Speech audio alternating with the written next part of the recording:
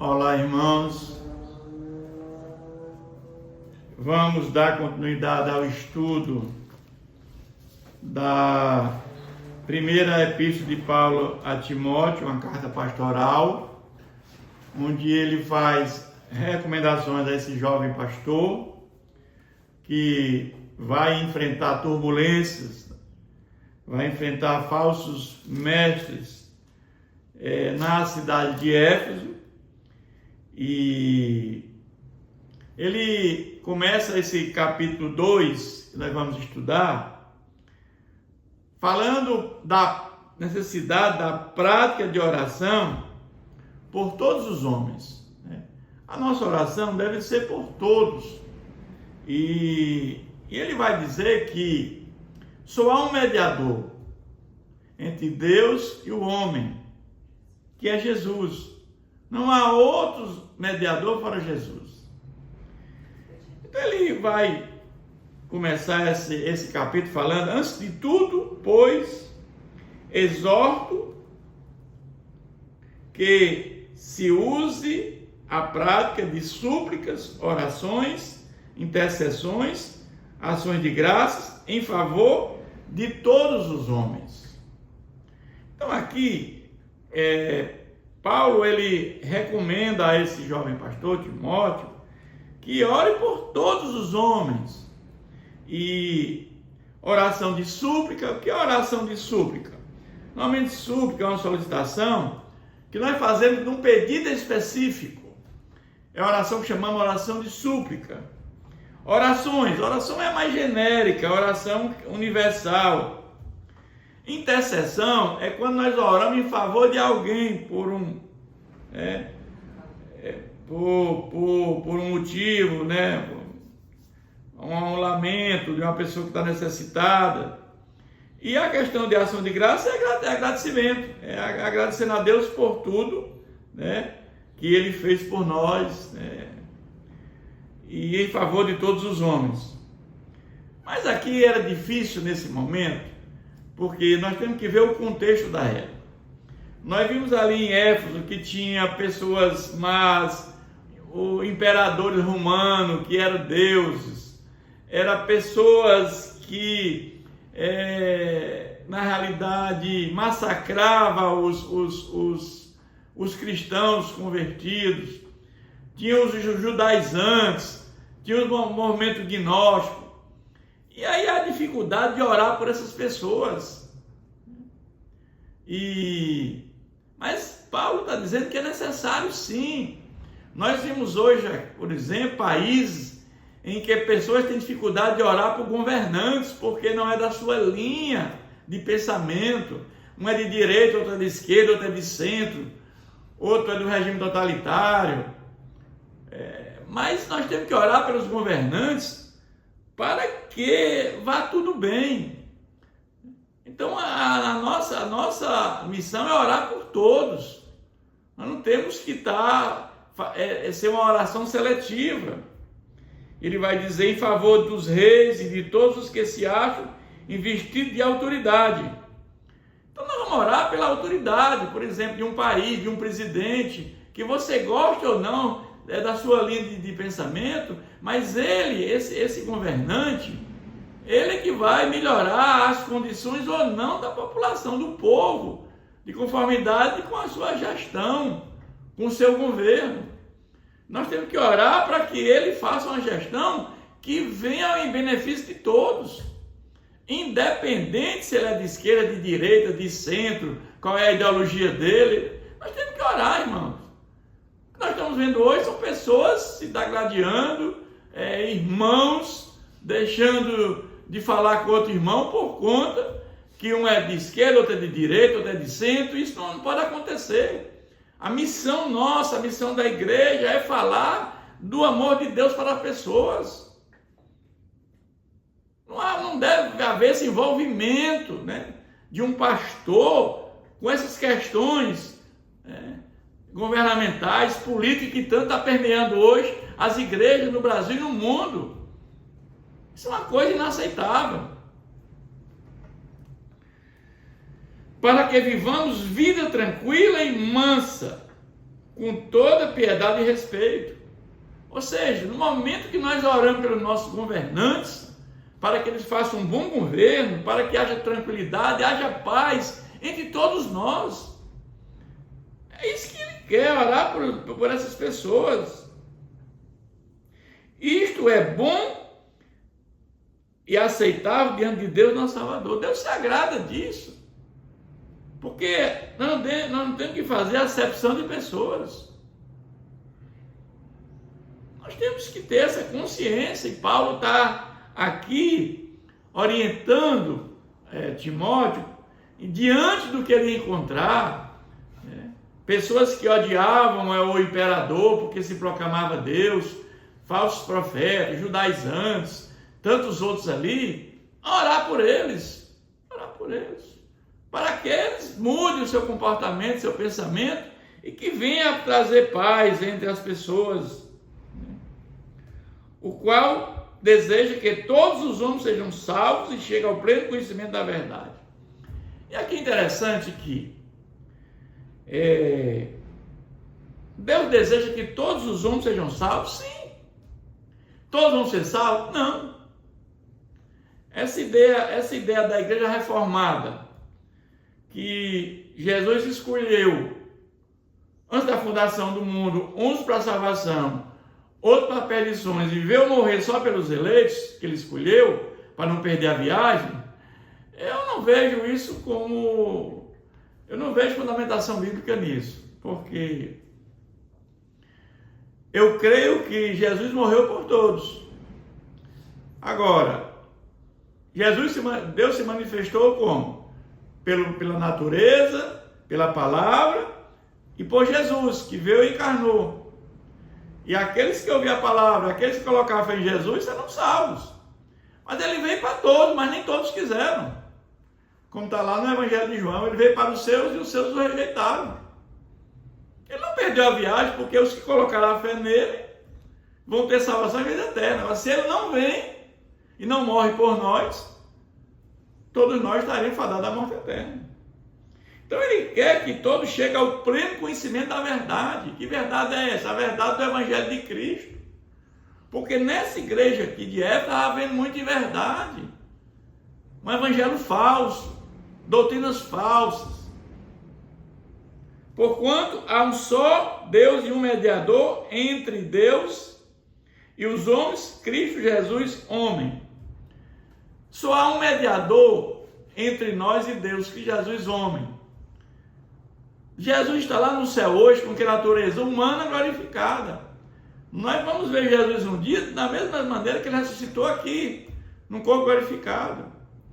Jesus Cristo, homem, porque havia muita contenda que Jesus não podia ser homem, ele sendo Deus. Mas nós sabemos que Jesus, quando esteve em nós, tinha duas naturezas, humana e divina. 100% homem, 100% Deus.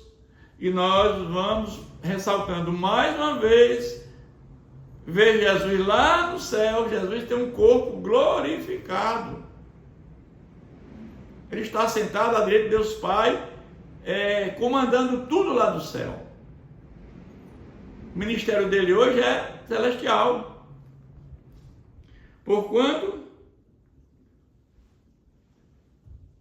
há um só Deus, um só mediador entre Deus e os homens, que é Cristo Jesus, o qual a si mesmo se deu em resgate por todos, testemunho que se deve prestar em tempos oportunos.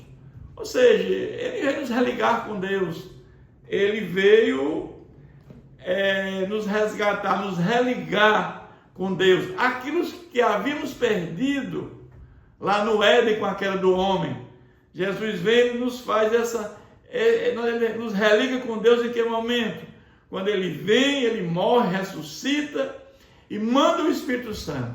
E o Espírito Santo, ele nos convence do pecado, ele habita dentro de nós, ele nos vivifica, e aí é nesse momento que nós somos religados com Deus, porque é nesse momento que nós somos vivificados da morte espiritual. Para isto fui designado pregador e apóstolo. Afirmo a verdade, não minto. mestre dos gentios na fé e na verdade. Então ele está aqui dizendo aqui, Paulo está levantando essa questão para Timóteo, que ele foi designado pregador e apóstolo, né? O próprio Jesus escolheu ele para isso, para dizer a verdade, para não, eu não minto, porque ele fez isso para gentios, né? Na fé e na verdade, na fé em Cristo Jesus, ou seja, ele colocou a fé no nosso Salvador, e tudo aquilo que ele aprendeu de Jesus, ali era uma verdade absoluta, e ali não há mentira nenhuma, porque Deus é verdade, eu sou o caminho, a verdade e a vida. Ninguém chegará ao Pai senão por mim. Ou seja, ninguém vai chegar ao Pai senão por Jesus. Não há salvação fora de Jesus. Mas aí o Paulo vai recomendar agora a esse jovem pastor como se deve proceder conveniente no culto público. Tudo isso diante das dificuldades que Timóteo encontrar em Éfeso, Paulo recomenda em cada situação. Esse livro, essa carta, essa epístola, é Paulo recomendando cada situação que ele vai enfrentar e como ele deve enfrentar. Ou seja, é um pastor experiente dando informações úteis a um pastor jovem. Quero, portanto, que os varões orem em todo lugar, levantando as santas mãos, sem ira e sem animosidade. Por que ele fala isso? Porque existiam aquelas pessoas que faziam mal aos cristãos. E era difícil você entender que eles queriam orar por aquelas pessoas, tipo orar pelo imperador, que era tido como um deus, orar por aqueles judaizantes, orar por aqueles do movimento gnóstico. E aí ele diz que ore com mãos santas, levantando aos céus, mas sem ira. Ora sem ira e sem animosidade. Da mesma sorte que as mulheres em traje decente se ataviam, se embelezem com modéstia e bom senso, não com cabeleireira frisada e com ouro ou pérolas ou vestiário despendioso. O que estava acontecendo ali dentro do culto? As mulheres com aquele cabelo cheio de ouro, uns trajes totalmente, ou seja, é como se fosse por fora uma coisa bonita, uma coisa linda, mas por dentro não tinha nenhuma beleza. Esse é o cuidado que tem que ter, né? E estava acontecendo ali naquela igreja. Porém, com boas obras, como é próprio as mulheres que professam ser piedosas. Ou seja, podia haver simplicidade, sem problema nenhum, desde que elas fossem mulheres piedosas, com boas obras. E aqui tem alguns pontos que é muito controverso nessa carta de Timóteo, de 1 Timóteo, que não há consenso nisso aqui, há muita discordância. A mulher aprende em silêncio, com toda a submissão. Então nós sabemos que tem muitas passagens na Bíblia de mulheres que pregavam. Ana, Priscila, mulher de Áquila, e ele vai dizer, não permito que a mulher ensine, nem exerça autoridade de homem, esteja, porém, em silêncio. Nós sabemos aqui que não é a questão da mulher, tem mulheres hoje, naquela época, nós entendemos mais aqui, que na cidade de Éfeso, tinha aquelas sacerdotisas diante daquela deusa Diana, que eram mulheres profanas, né? Eu acho que aqui é um contexto, porque em outras situações, nós tínhamos mulheres que pregaram o evangelho naquela época mesmo, né? Eu não falo no dia de hoje, que eu não há nenhum problema com relação a isso, mas o contexto aqui que eu vejo era mais nesse sentido em Éfeso, porque fora de Éfeso tivemos mulheres que pregavam, mulheres de Deus, né? Porque o primeiro foi formado de Adão, depois Eva. E que ele vai falar aqui a questão, eu entendo que é no sentido da mulher não assumir a liderança da igreja, ela ser o cabeça da igreja. entendeu? Porque como Adão, Eva veio de Adão, então, e Adão não foi iludido, mas a mulher sendo enganada caiu em transgressão. Aqui eu vejo nesse sentido aqui de a mulher não exercer a liderança, né, da igreja, a presidenta da igreja, mas sim, exercer cargo, né, de liderança, sim, de pregar a palavra de Deus sem nenhum problema. Todavia será preservada, ou seja, será salva através de sua missão de mãe. O que quer dizer que ela aqui é o entendimento, não é que ela vai ser salva porque por conta da sua missão de mãe. Ela vai ser salva por conta da fé em Jesus Cristo, da sua prática de vida. Agora, a missão de mãe é a missão que é atribuída à mulher, né? Quando lá em Gênesis, né, foi dito que ela teria filhos, né, teria dor de parto, mas se ela permanecer em fé, ou seja, havia aquela doutrina em Éfeso, a doutrina totalmente contrária aos ensinamentos de Cristo, então havia muitas dificuldades ali de você permanecer firme na fé. É por isso que Paulo, ele manda Timóteo ali para pregar a palavra e ser firme, para que muitos não venham apostatar da fé. E ele conclui dizendo, e o amor e a santificação com bom senso. Ou seja, é um texto que nós entendemos que é um texto difícil de interpretação, mas aqui em nenhum momento eu entendo que tem essa proibição. O fato aqui é que é uma referência a Éfeso, onde nós tínhamos realmente aquelas deusas Diana, aquelas sacerdotisas, aquelas mulheres que não profanas, mas nós temos outros textos bíblicos onde nós temos mulheres, né, pregando a palavra de Deus sem nenhum problema. É esse o nosso entendimento. Que Deus nos abençoe.